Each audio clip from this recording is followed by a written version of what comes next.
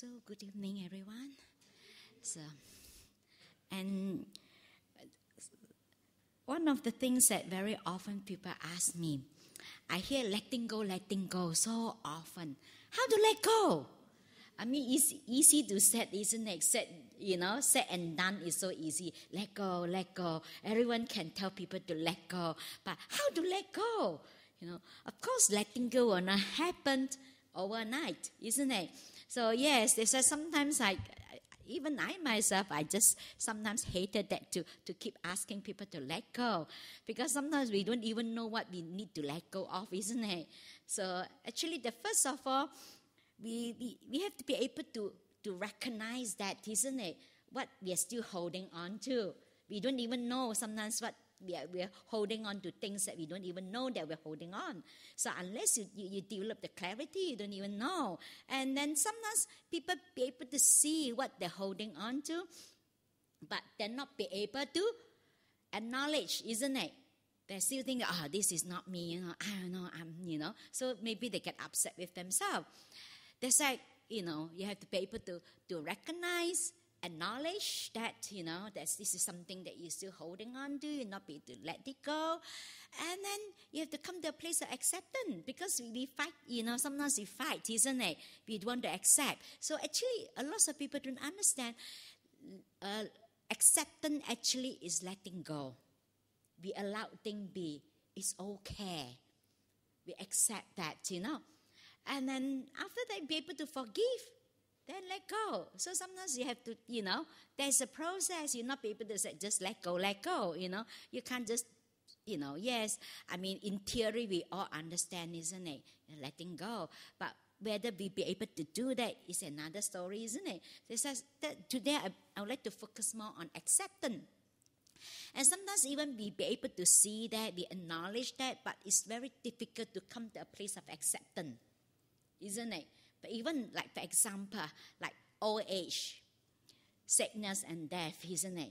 So, in theory, we say, I'm getting old, But deep down, how many of you really accept that you're growing old, isn't it? And deep down, we still have that resentment, isn't it? That resentment. That says, someone asked me, how to deal with it? With my resentment towards especially with the defilements, even though I be able to see that.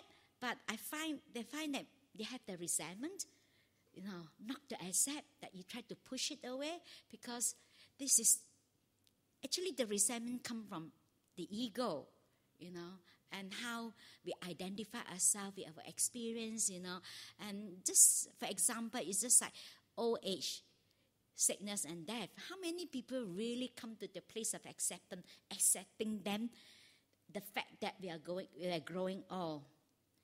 Even we get sick, no matter how hard you try to do the right thing, eat the right food, you still get sick, isn't it?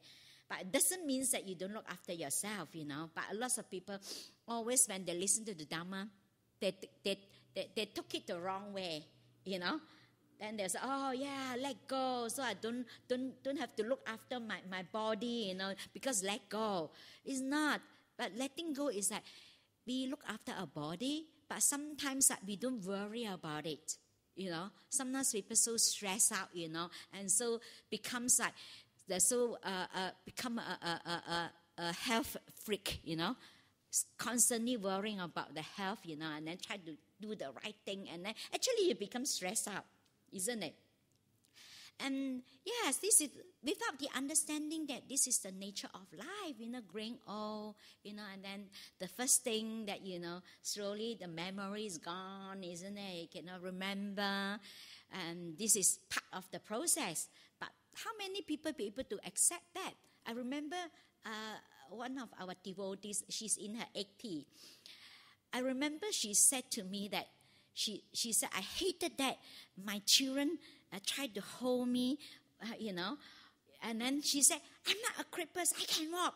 Because this lady, she's used to be a very capable person and very independent. So for her, it's very difficult to accept the fact that, that I'm very proud, the pride of being capable, the pride of being independent. Like, then she said, I hated that my children tried to hold my hand. I said, why don't you let your children to hold your hand? give them the opportunities, to show their respect, But because of her pride, that she used to be capable, can do everything, and so difficult for her to accept even that. She said, I'm not a cripple. I do not need someone to hold me, And you can really see how that resentment, we refuse. And then we refuse to accept that we keep fighting with that. But no matter you like it or not, you still grow old, isn't it? So all the memories gone, and actually talk about memories is remind me of that there was a couple, and this couple that because they're growing old and then their memory is not very good, so they went for this class, to improve the memory. So they improved their memory. So one of the things that they've been taught, that you try to write down everything so that you don't forget. So everything you write a note, so that you don't forget. So one night they were in the room, and watching television, and then the wife said, "Oh, honey, darling, I'm hungry. Can you get me something?" So he said, "I would like to have some ice cream." So then ice cream, I would like to have chocolate ice cream, and I want some strawberry. Then he said, and then she said, some cream, and strawberry, chocolate topping, chocolate flavor. Then he told the husband, make sure that you write it down. Then the husband said, I remember, you want ice cream, chocolate flavor with cream, chocolate topping, and with some strawberry. You see, I remember. I don't have to write down. So he went down and go to the kitchen. Then the wife was waiting for a long time. What the heck he's doing? Still, then after that, he came up and then bring with the toast and bacon. And then the wife said, where is my egg?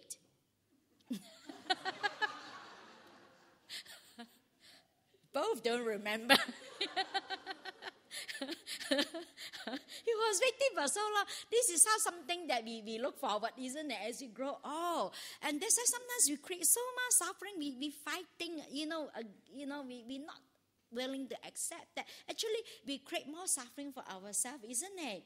So, what do we expect, When you grow old, you get sick, die. There's the Buddhists mentioned in this, one of these, in this Anguttara Nikaya, that he said that we should all reflect on this. Whether you're monastic, whether you're lay people, always remind yourself that I'm subject to old age. I'm subject to sickness. I'm subject to death. Sometimes when we talk about death, we talk those having terminal illness, those old, they'll die. But in fact, we're all dying, isn't it? None of us know. We don't know. Even I don't know whether I'm still alive tomorrow. No one knows, isn't it? Basically, we're all dying. But sometimes we still think that we are optionals, And then some of our devotees said that sometimes the relatives said that, oh, if I should die, and then they think that death is optional. It's not optional whether you like it or not, You have to leave the world. You have to leave everything behind, whether you like it or not. It's not optional. And this is something that we really have to remind ourselves that, that this is part of being. This is the existence, Everything, is impermanent. We're not going to live forever. No one is live forever. But even, maybe in theory we said, yes, I remember when my mom passed away. My mom passed away when she was 75. And before my mom passed away, and other people, parents or the grandma, whoever the relatives pass away, and you ask them, oh, they're 80, they're 70, oh, good age, But come to your own parents, even they live until 100, so you think that they shouldn't die, isn't it? It's difficult, unless it hits home, For others people, sometimes it's difficult to really come to a place of accepting that this is the fact. Actually, acceptance itself is letting go. It's very difficult. We keep fighting, we try to push it away, this is not me, this is not true, we try to push it away. But this is the fact, whether you like it or not. That's why the Buddhists encourage us to do the reflection. Said, it's to do it every day, the Buddha said. Every day you wake up every morning, you have to tell yourself, remind yourself, I subject to old age, I subject to sickness, I subject to death. Death, I'm not, any time will happen. So actually it's really help us to sink in so that we don't waste our time doing something that, worrying about things that might happen, might and might not happen, You don't, who knows what is going to happen? But we start to worry about, and then worry about things doesn't work out, But rather we just appreciate, each moment that we got while we're still alive, And then we appreciate, that the fact that we're still living, we're still alive, to have to really appreciate that. Actually, sometimes this kind of reflection, mindfulness on death, actually that arouse the sense of urgency. And also you become more appreciative. I remember when my father, my brother, that passed away. Actually, my father passed away. After my brother passed away, after my father passed away, after 3 months, That's really very powerful. It's really hit me a lot, I remember that time I was in Thailand. And actually, I did lots of mindfulness on death, And actually, every morning, the first thing when I wake up, I was so appreciative that, wow, I'm still alive. To me, it's like every day is a bonus, because I don't know when because of my father and my brother death. Actually, it's really hit me very hard. Then I become more appreciative. Actually, arouse lots of energy. You become very appreciative, and then actually lots of things doesn't bother me so much. Whatever people said, For example, if you know that, you might die any moment, a lot of things doesn't bother you anymore, isn't it? You become more appreciative every day. To me, life is so precious. And then I have so much energy. I don't feel tired. And that's why sometimes you every day you bring to mind and remind yourself to reflect on this.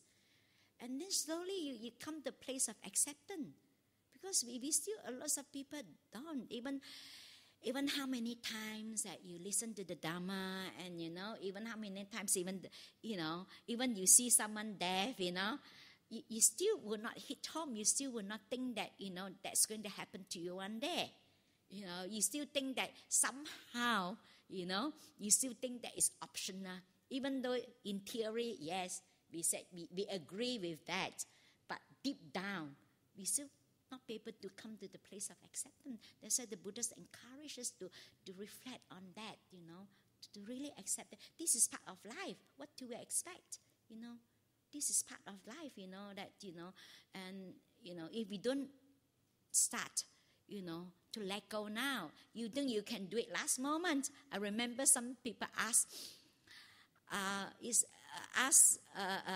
Ajahn Vayama a long time ago. He said, is there any meditation that you can do, and then last minute when you die, you can do that meditation? I mean, there's no such a thing, that kind of special meditation for last moment when you die, you do that meditation, You have to let go throughout, Before, throughout your whole life, before you die, you have to let go bit by bit. The letting go will not happen overnight, And also because that we don't accept that. And sometimes usually when we not be able to accept, the resentment, and even we can be able to see that what we're holding on, we still have that resentment. The resentment comes from the ego, the sense of self. Like this person told me that, yes, even though I can see my defilements, I can see that I have lots of anger, because this person said that, said to me that even though she can see her defilements, she got lots of anger, but somehow she have this resentment to accept that she have lots of anger. I said this is come from the ego, the sense of self. Because whenever that's, our sense of self being challenged, so we have this because we have to protect our self-interest.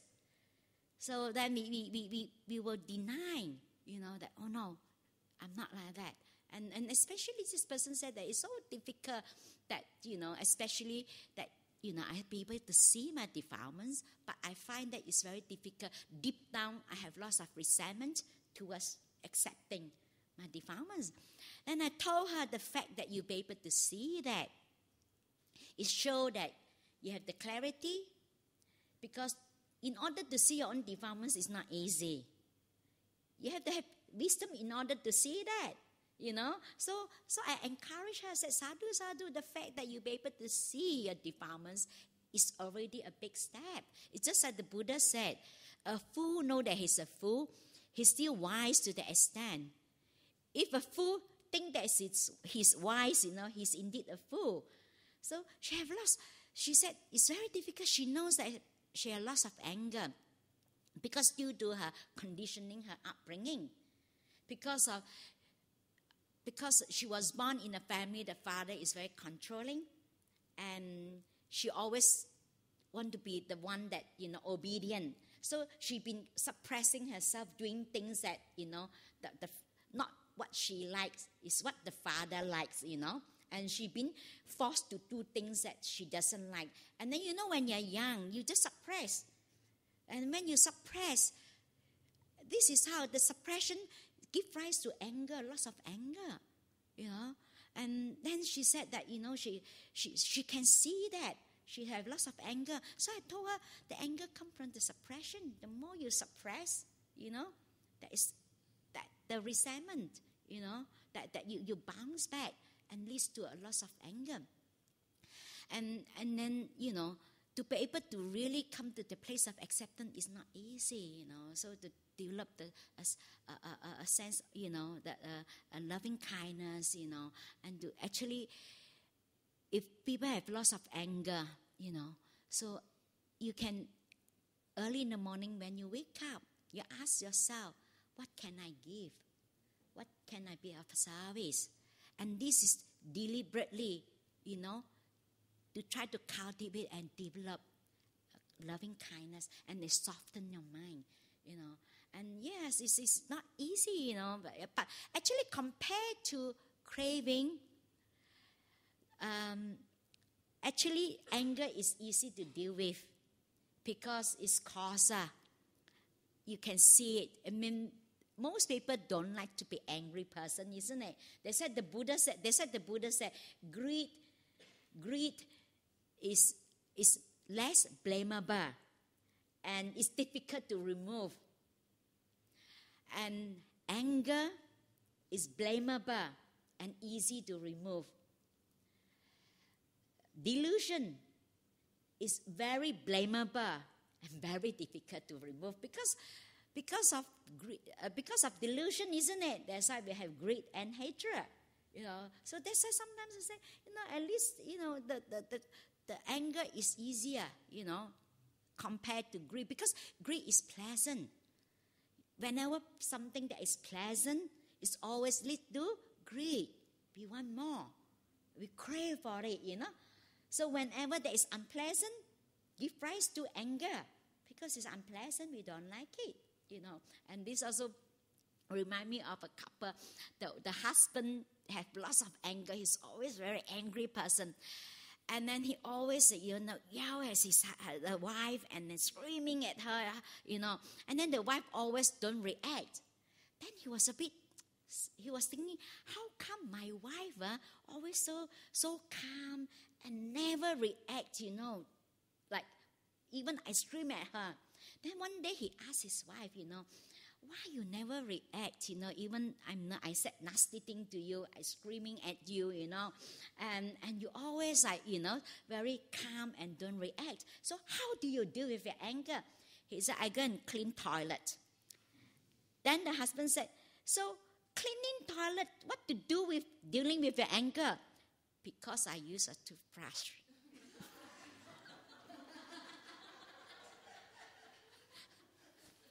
So be careful, when you have an argument with your wife, you better hide your toothbrush.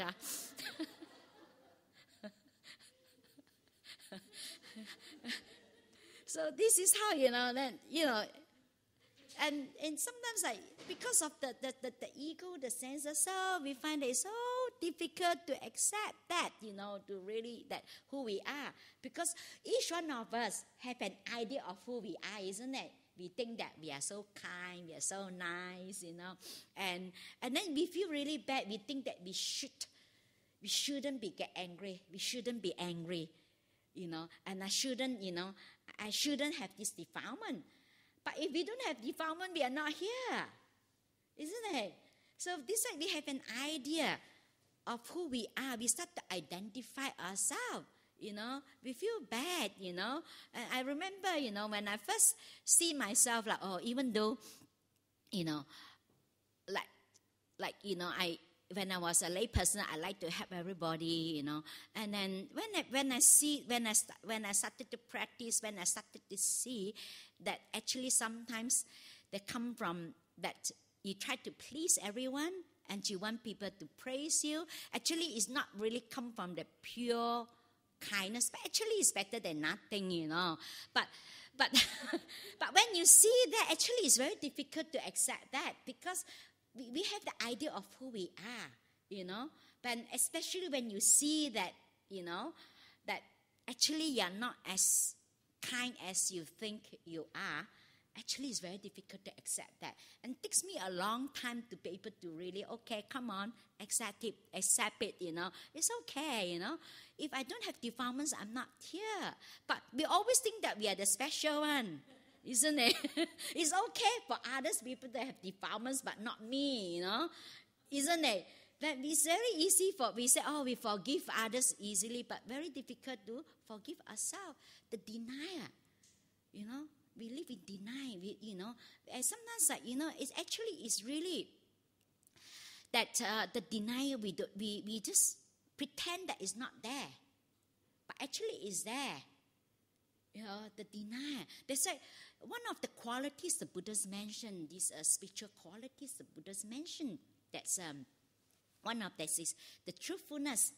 So the truthfulness is not only not telling lies, but the worst thing that we lie to ourselves, isn't it? That is that dishonesty. Sometimes we think that we are so honest, but actually the dishonesty is still there. We lie to ourselves. Actually, this is the worst thing, isn't it? We are not being honest, just to acknowledge that it's fine, but not to think that, because I'm a Buddhist, I should be able to always have metta. I always forgive. I remember last time there was a young lady, that she's going through a separation with her husband, because she has an affair with another man. Then she come and tell me that it's really bothered me because of he not be able to forgive me, because in the past he also has done something wrong that I forgive him. So it's really bothered me because he doesn't love me enough, because he not be able to forgive me. So I look at her. I said, why don't you forgive him for not be able to forgive you? This is how we think that you should forgive me, That, then he doesn't love me enough because he not be able to forgive me. Sometimes, you rather be just honest about that and not be able to do that. And then there was another case that actually opposite. The husband actually already separated with the wife, going through separation. Because it's the other way around, the wife having an affair with another a guy. So, and then after that, the wife tried to make up. And he was actually deep down, he not be able to really forgive, because each time his mind is just, whenever he think of that, think of his wife, is the image, the incidents that the wife with another man is always emerge. So he still not be able to let that go.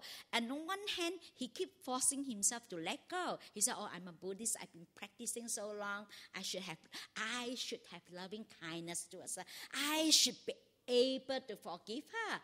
But, yes, in theory you think that, then I should, make up, so that, that for the sake of the children. But deep down, you are not. So I said, you're not going to work, You are just lying to yourself. Rather than you just acknowledge that, yes, I'm not be able to forgive right now. So acknowledge that. So at least I said, you send loving kindness towards yourself. Yes, at this moment, I'm not be able to forgive. But I sending myself good wishes that may I be able to forgive one day. But rather than forcing yourself that I should be able to do it, and rather, to be honest about it, isn't it? But not to live in denial. Yes, I'm not be able to forgive, rather than to force yourself to forgive. And if you have no loving kindness towards the other person, we admit that. At the moment, I still haven't developed yet, But at least we send loving kindness towards oneself, May I have loving kindness towards this person. I remember one of my relatives that she was being abused. And she's like, she's being abused and she understands that she just want to hold on to that. She want to let it go. She want to forgive. But it's very difficult for her. She's tried to send loving kindness towards her ex-husband that abused her, Then she said each time when she's tried to do that all those, the horrible things that he had done, that is popping up. And then trigger off her anger. It's very difficult. Then I told her, I said, don't try to send loving kindness to him. I said, because you haven't developed that loving kindness, it's difficult, that the Buddha said that is the fourth person, that really hurt you. How many people be able to develop that level of loving kindness? I mean, you are not there yet. Sometimes you're just honest about that. So I said, you don't have to try to send loving kindness, to your ex-husband, but you send loving kindness towards yourself. May I be able to forgive him. Right now, I'm not be able to forgive. But then he said, it's doable. Towards oneself, it's doable, isn't it? You be able to see that, that yes, just honest about that. I'm not be able to do that. I'm still holding on. Yes, it's still something that, I'm not be able to forgive. I'm not be able to have that loving kindness. Just honest about that. Sometimes we think that we are honest, but actually we are not honest, isn't it? That sometimes that actually the dishonesty, the underlying tendency is there. So actually the worst thing is that we being in denial, and then we cheating ourselves, deceiving ourselves. We are absolutely deluded, isn't it? If we are cheating ourselves, deceiving ourselves. There's like that inner integrity, the honesty, we're just honest about that. And sometimes we think that we are honest, but actually we are not, isn't it? And then we keep, live in denying, and then we keep cheating ourselves. So, and then we cheating ourselves, we cheat others, And the truthfulness is not only not telling lies, but we deceive ourselves, And, like for example, like sometimes people think that they're honest, Like for example, like small thing, Like even, like you download something that, you simply, that is also dishonesty is there. But people think that it's okay. I cheat a little bit, it's okay to cheat. Whether you cheat a little bit, you still cheat, isn't it? It's not, if you steal $1 and 1,000 or 1 million, you still steal. That intention is there, the underlying tendency is there. But we try to justify, we think that it's okay. So a lot of people think that they're honest, but they're not. Underlying tendency is there. And talk about honesty remind me of that one of the city museum. He was on his deathbed. So he called the lawyer and the priest and the doctor. He said, I give you each one of you 150,000. So make sure that you put this 150,000 into my coffin when I die. So then after he passed away, after the funeral, and the priest overflowing with guilt. Then he talked to he called this lawyer and the doctor. He said that I need to confess because he's overflowing with guilt. Because actually, I didn't put 150,000. I put only 100,000 in there. Then the doctor said, "Oh, it's good that you bring this up. But actually, I also with a lot of guilt. I'm only putting 80,000." Then the lawyer said, "I'm really ashamed of you, two of you, stealing money like that, it's Tom, Am I the only one is so honest? Look," he put out his checkbook. "Look, full amount I wrote out, 150,000 in check." This is how we justify. We think that we're so honest, isn't it, in life, That actually, that really deep down, that we not be really to really recognize and say that, yes, is there. Not to deceive ourselves. We live in denial, And that's why these qualities, truthfulness, actually not to lie to ourselves, deny. And this is how we block off. We want to see what we want to see. We don't see it. I remember someone told me that she afraid of lizard. And don't know why, wherever I see, there is a lizard. I said, of course you see lizard everywhere because you look out for lizard. Isn't it? Because this is something that you're afraid. You will look out for it, isn't it? So when you pay attention, you see it. You don't pay attention, you won't see it. You look out for that, They say sometimes this is how the mind, sometimes we just, we just perverted by our likes and dislikes, And it's just we don't perceive things purely, It's just perverted by likes and dislikes. That's why that, just to be honest, we acknowledge that, yes, I have, I'm not that kind as I think that I'm so kind. But this is how that, when you come to a place of acceptance, yes, this is how I feel. I remember some people think that, I shouldn't be grumpy. I remember one day, there was a lady, she came with her son. Sometimes little kids, when they're sleepy, they're not enough asleep, they tend to be grumpy. I mean, it's okay to be grumpy, isn't it? So I said, "Oh, is he grumpy?" She really reacting. He never grumpy. He's not grumpy. To him, he's thinking that her son being judged. But actually, I'm not judging. I'm just, is it that is grumpy? It's okay to be grumpy. Because sometimes maybe you are not well, and then physically, you have lots of pain, then you tend to be a little bit grumpy. Sometimes we think that we should happy all the time. No, this is how we feel, and actually it's okay.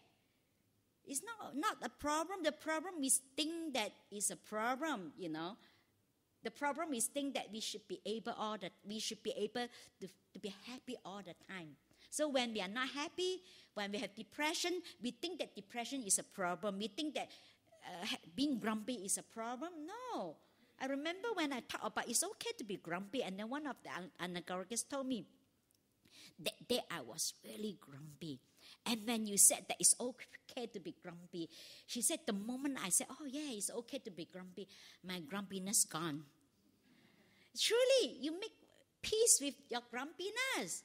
So when you're depressed, you make peace with your depression. Because it's just, in no one happy every single moment, every day, isn't it? Sometimes you feel a bit, bright. Sometimes you're not that bright, It's just, it's all just depression come, depression go. So depression is not a problem, but we make it a problem. We think that is a problem. We think that we shouldn't have depression. We think that we shouldn't feel grumpy. We think that we should feel happy all the time. We think that it's wrong if we feel depressed. And then we make it a problem. Because you leave it alone, it go away. It won't stay there. Because everything come and go. Depression come, depression go. Even happiness come, happiness go. It won't stay, isn't it? The end of happiness, suffering, isn't it? End of suffering, happiness, isn't it? When our suffering gone, we're so happy. Oh, it's gone, Then we're so happy. And then when suffering come, the happiness gone, and then we feel suffer. But we cannot hold on to that, this part of being exist, the existence, There is, sometimes we feel this is how we feel. So rather than we just acknowledge that this is how I feel, it's okay that I feel this way. But we think that is wrong. We think that we shouldn't feel this way. We think that we should feel happy every single moment, every single day. Is it possible? Not possible, isn't it? None of us, So once you understand that this is part of life, it doesn't matter whether it's pleasant or unpleasant feelings. At the end of the day, it makes no difference because both won't stay. So when we look back, even the most, a wonderful experience is still pass away, gone. It won't stay there, isn't it? Even someone praises us, we feel so happy. And happiness also won't stay. And even someone criticizes us, we so happy, get upset with people because they criticize us. But that also won't stay. But actually we create more suffering for ourselves, and then we make it, when happiness comes, we try to make it stay. And it go away quicker. Isn't it? For example, when this moment, we have this food, it's really, delicious, Rather than just being in this moment, enjoy the most delicious food, then you start to think, how am I going to get it again? You miss it, isn't it? Isn't it? You miss it, And for example, you look at the beautiful views, You say, okay, look at it. You say, wow, so beautiful. And then you miss it. Just being there in this moment, make the most of it while we got it. And then unpleasant feelings come. You just leave it alone, it go away. So no need to do anything. But not to do anything is much more difficult to do something. Isn't it? Because we've been trained that way. We've been trained. Keep running away from things. We've been conditioned that way. Whenever, that's pleasant, we want more. We try to hold on to it. We try to make it stay. But we can't.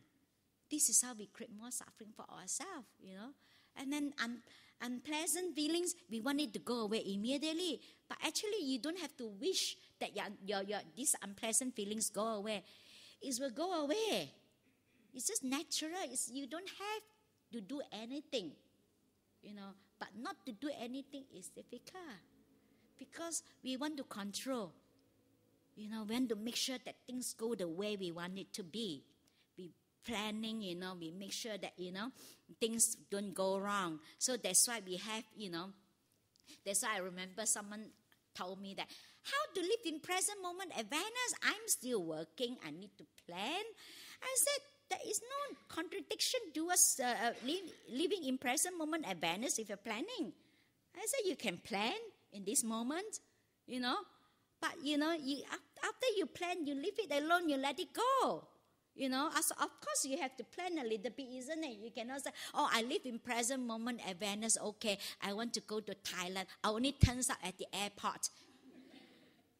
You need to book ticket. You need to plan a little bit. So I said, it's not that you cannot plan, but the problem is we start to worry about things is not going to work out. Your mind going into the future.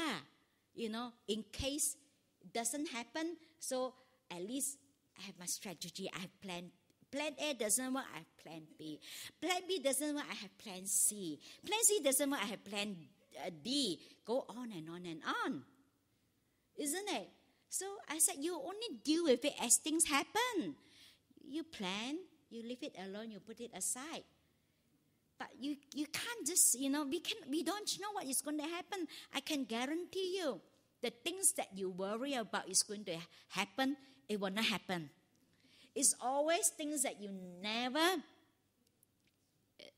even thought about that, is what happened. I remember like in the monastery, For us, like we use our landline for Wi-Fi, for internet. So of course, our reception is not very good, but we still have our mobile phone. We have to go to look for reception, a better place, for that, But still, like, we thought that maybe at least sometimes our landline not working, even though we have to walk to find a place, to check our email, still better than nothing, So we think that we are really safe, We think that we still cover, But I remember one day that our landline not working because of there was a storm and there was a lightning strike, Then the backup battery of the phone, the landline, been stolen, and there's no electricity, no power, no landline, and also no mobile, because the mobile pack up the tower, they have the backup battery, and that also stolen. Who would think that this happened? So you can plan, but things is just beyond your control. I mean, we can only do our best, I say you just leave it, you can plan, then you leave it alone, things happen, you just deal with it as things happen. But we don't go on and on worry about things that is not going to happen, because again, it's come from the sense of self. Because of the craving, because of the sense of self, we make sure that, things happen, we try to control, happen exactly the way I want it to be. And we not only control, we control our loved ones as well, isn't it? We impose even our ideas on other people. We think how other people should behave, how other people, they should behave, and then what they should do. And then we think that is really good for them. Actually, again, it's come from our sense of self, our ego. We try to control everyone. And we create more suffering for ourselves. Actually, we cannot control. We cannot control other people.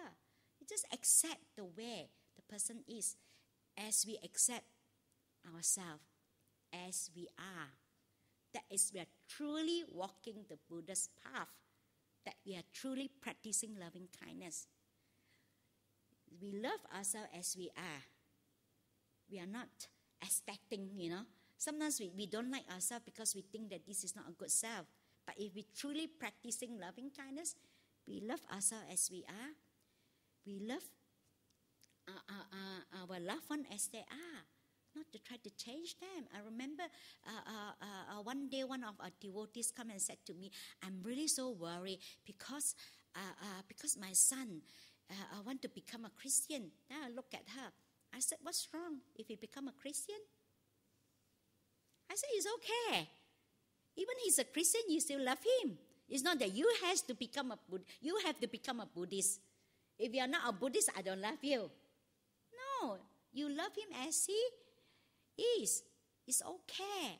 If become a Christian make him happy, fine, It's just, but not that you try to impose your ideas on others people. The same thing. That a lot of people that, it's easy for us that we think that, I'm so kind and I love other people so much. I sacrifice. A true loving kindness is not that I sacrifice for you or you sacrifice for me. No. We ourselves also included. It's not, we don't exclude ourselves. We also deserve the love. Like the Buddha said, you can search through the whole universe. The one who really deserves your love is yourself, not other people. But sometimes we think that we are so kind, we love others, we exclude ourselves. If you exclude yourself, then you are not truly practicing loving kindness. That's like, have loving kindness towards oneself. So actually acceptance itself also being kind. Because acceptance is embrace, accept. Opposite, acceptance is resentment, rejection. That is ill will. Ill will is opposite of kindness. So that's like when we accept ourselves, then we have kindness and loving kindness towards ourselves. We love ourselves. Sometimes we only think that we should have kindness towards others, and then we don't care about ourselves. But we have to include ourselves. We as important. We love everybody as we love ourselves. So no more, no less. We has to be included. And we don't sacrifice for others, and then others don't sacrifice for us. There's no sacrifice. But it's difficult, isn't it? And it takes time to develop, So that's why that's acceptance actually itself is letting go. We allow things be. Sometimes we feel grumpy, we allow ourselves to feel grumpy. Sometimes we feel depressed, we allow ourselves to feel depressed. It's okay to feel that way. It's not wrong. It's no problem. It's not a problem. Don't make it a problem, That's why the problem is we make it a problem. That is the main problem, It's no big deal. It's just let it come, let it go, But because of we identify ourselves, I remember someone said to me when I talk about acceptance, she said, that means I have to accept that I'm a failure. I said, no. I said, you don't identify yourself as a failure. You don't own it. I said, because people try to own that. I said, no. We just acknowledge that, okay, just yet, yes, this time I fail, But doesn't mean that you're a failure. Because sometimes things happen the way that, sometimes things just happen the way we want it to be. It's just because all the conditions come together. So things happen according to multiple causes and conditions. So when all the condition is there, things happen. So part of our contribution, the decision that we make is only part of the whole thing, isn't it? It's not that you're a failure because things don't happen according to your plan. It's just because some of the factors that you cannot control, beyond your control. But it's just, for example, if you want to plant something, and then yes, you do all the research, looking for the right plant, for the right weather, right climates, the soil, you put in fertilizers, you do all the right thing, do all the right research, and then what happened if there's a storm, damage all the plants? Who fault? Is it that you fail? No, isn't it? That's like even our decision making is only part of the whole thing.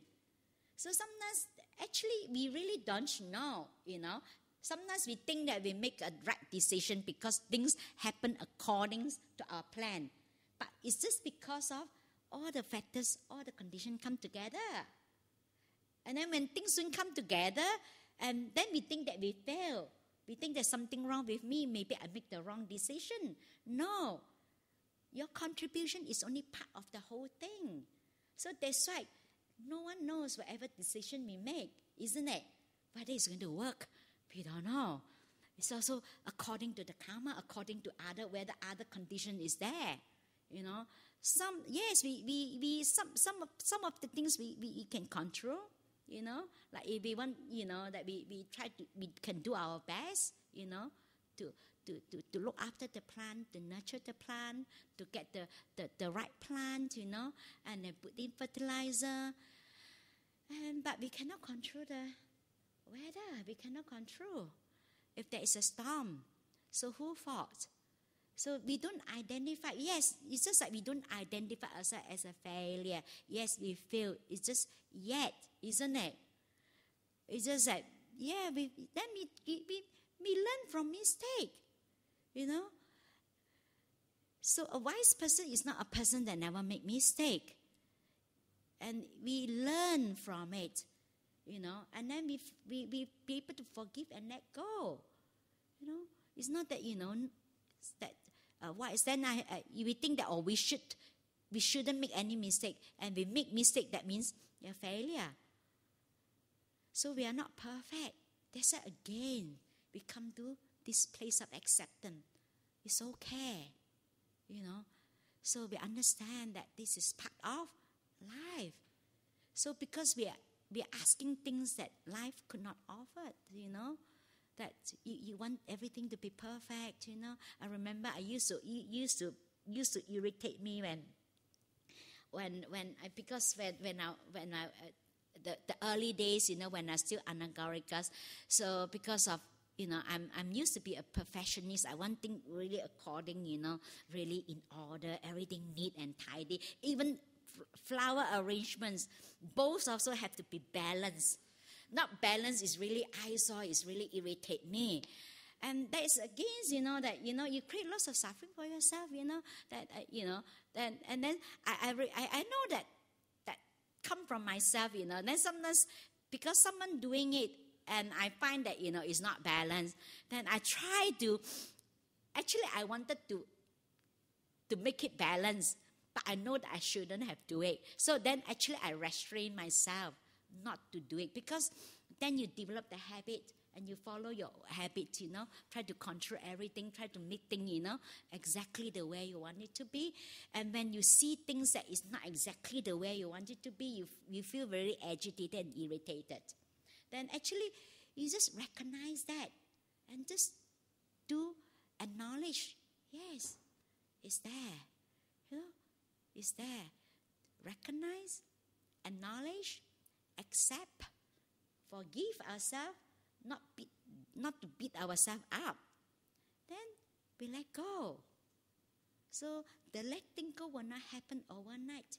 You need a lot of practice. The letting go happen gradually. So we take up the whole path of practice. Keeping precept,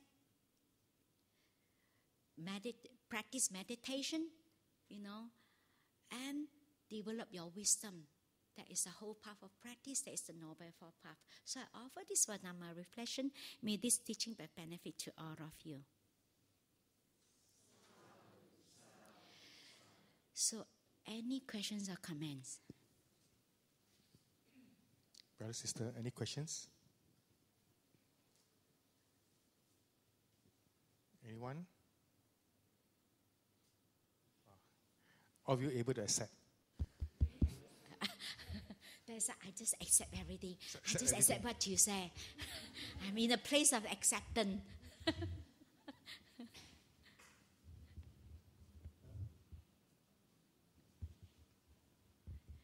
Any questions or comments? No comments. So all happy customer. Happy customer.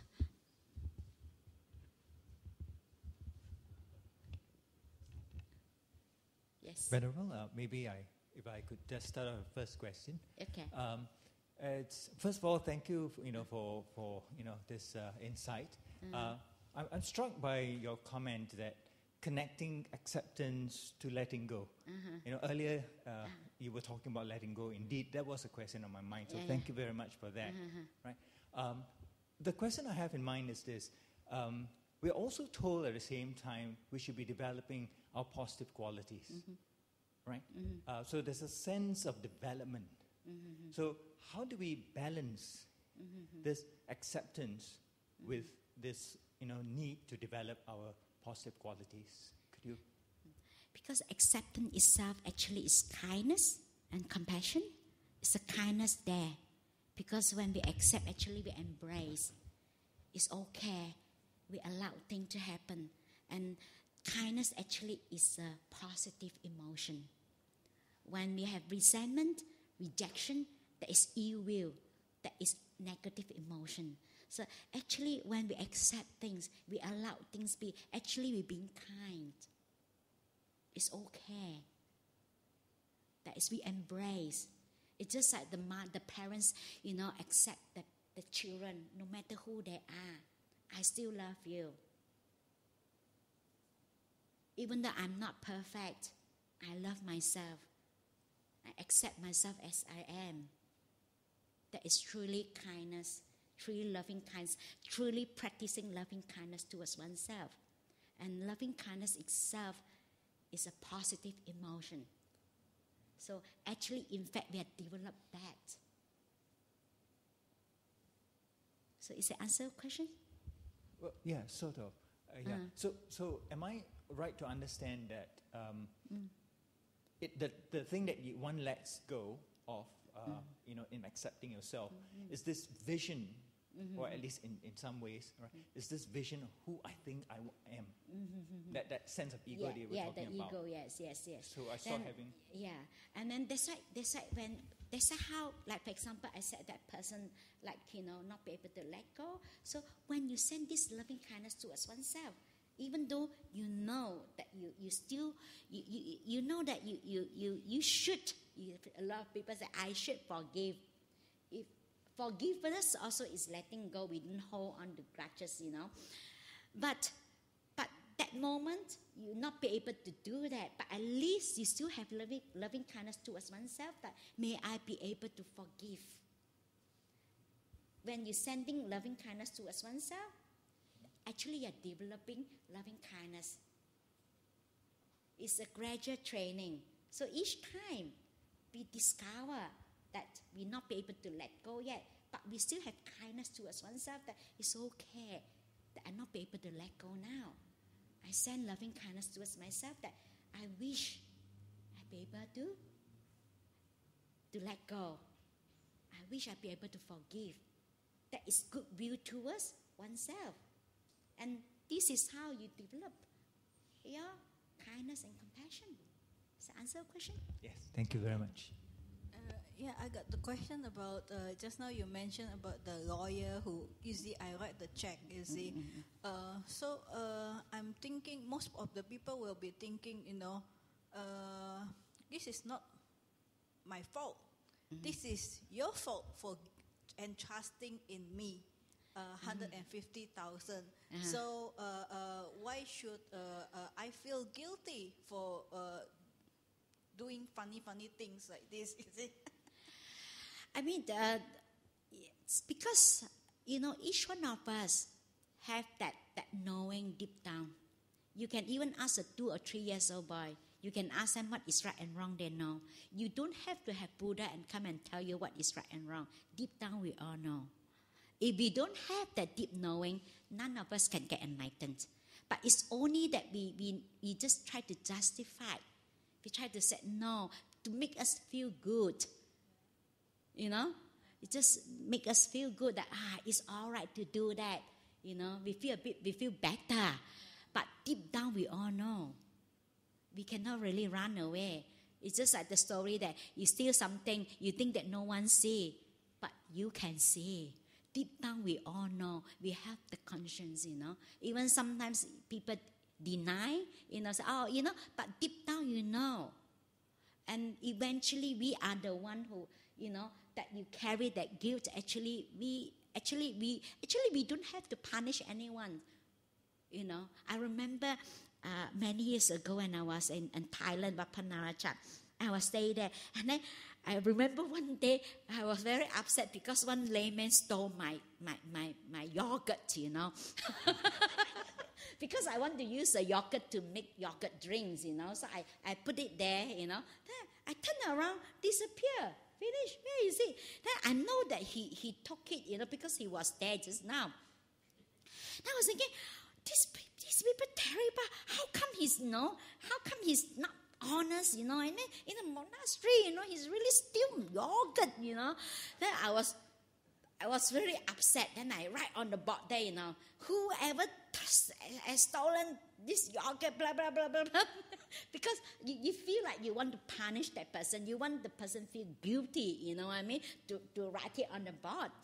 Then after that, when I sat down, when I calm down, then I reflect on that actually, I was thinking that actually, if this person actually, deep down, he knows. Actually, he will carry the guilt. Actually, I told myself, I started to feel sorry for this person because what you have done, you know what you have done. You know what I mean? And then, and I feel like, why I want to punish this person? I don't have to punish this person. Actually, the person have to live with that. So when I think of that, because I don't have to responsible for this person karma. I don't have to punish that person. So you think the person will have this guilt and it will bother him? Yeah, and yeah. It will turn You will not into have a peace of- anger or not have a peace of mind. Yeah, is it? yeah. You see, like those thieves, they're always not peaceful, isn't it? Constantly you look out whether there's a police there, isn't it? If you haven't done anything, you don't feel that. You just at ease and at peace. You can go anywhere. You don't have to worry about someone to come and catch you. Whether people know that you have done these things. And actually, each one of us, they said in the Mahayana, they said the Buddha nature. That's deep down we have the nature. If we don't have that, none of us can practice and get enlightened. They said, the Buddha said, if, after I taught the Dhamma, the teaching, if after practicing, you'll not be able to get enlightened, so no point for him to teach. Because each one of us has the potential to get enlightened. It's just up to us whether we make the full use of the opportunities while we have it. The potential is there. It's up to us. So each one of us have that. Like even a child, 3 years old, he also knows that he shouldn't get upset, get angry.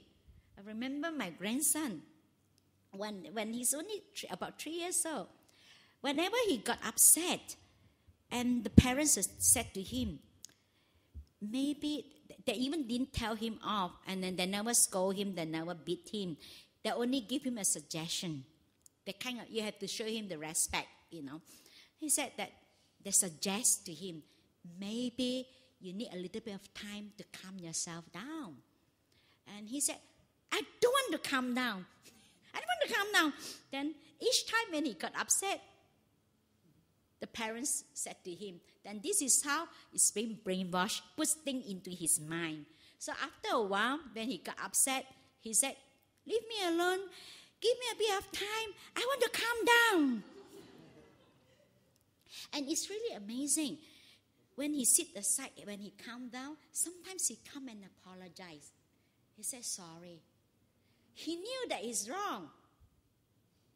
You see, 3 years old, they all know. You think that kids don't know, they know.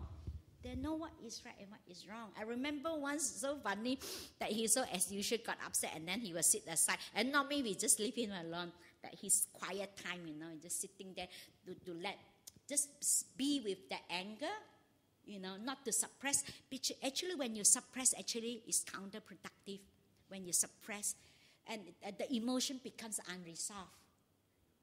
And then next time, that he keeps suppressing, and actually when they grow up, that have this unresolved emotion, and they have lead to anxieties, fears, and other things. Sometimes they just, because when we can't get what we want, we also get upset, but we can control ourselves, isn't it? But we expect the kids not to get upset, isn't it? Adults also get upset when we cannot get what we want. But then we expect the kids not to get upset when they can't get what they want, isn't it? It's just a normal thing. It's just a cause and effect, When you can't get what you want, you get upset, So, but it's not that we encourage him to get upset, but we also don't suppress, not telling him that you are wrong. You shouldn't get upset. When you get upset, you are wrong. And then try to suppress him. Then And he actually is so, when they keep repeating, keep telling him that, you have to calm yourself now, you have to calm yourself now. And then eventually he did that. I remember that he was sitting there, as usual, and sitting like that. then after that, quite a while, so I went over, I tried to talk to him. He said to me, Grandma, I'm not over yet. I'm not over yet. So then I said, okay, I still need to be quiet. And this moment, I don't want to talk to anyone, he said. So I let him, I want to meditate, he said. Sit down there. And then sometimes, and then after that, he apologized. And I remember once also he was upset with me, and then I just leave him alone, And I would just walk away. And then afterwards, he come and said sorry to me. He said, sorry, Grandma. And sometimes you think that kids, they don't know, they know. They do know. We don't have to have Buddha to come and tell us that what is right and wrong. Actually, deep down we know, but we just don't want to accept that. Deep down we all know what we have done, isn't it? And yeah, sometimes no one see, but we can see. You know, there's like even sometimes you know, if the whole world praises that we're such a wonderful person, but deep down we know what we have done, isn't it? We cannot even, you can never run away. It's like we don't have to punish others. People, you know, they have that. You know, if people do nasty things, it's their karma. We are not the one. We don't have to punish them. So, any more questions or comments?